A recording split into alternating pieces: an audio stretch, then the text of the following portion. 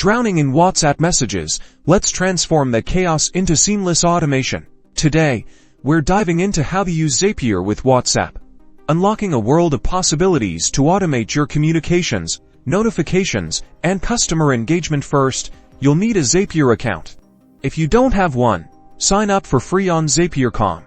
Once you're logged in, click on Create Zap to start building your automated workflow. Every Zap starts with a trigger, an event that sets your automation in motion. Search for WhatsApp in the app selection. You'll likely see options using services like Twilio for WhatsApp.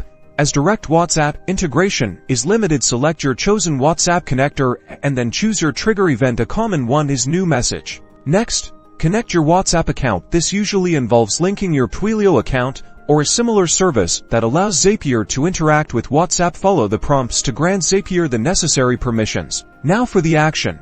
This is what you want to happen. After the trigger, for example, you could add new WhatsApp messages to a Google Sheet, send an email notification for urgent messages, or even post the message to a Slack channel. Choose your action app. Configure the action step. In this case, if you chose Google Sheets, you'll select the specific spreadsheet and worksheet, then map the data from the WhatsApp message to the corresponding columns in your spreadsheet. Select the sender's number and the message text. Test your Zap to ensure everything is working correctly. Zapier will send a test message to your connected apps so you can see the automation in action. Finally, turn on your Zap.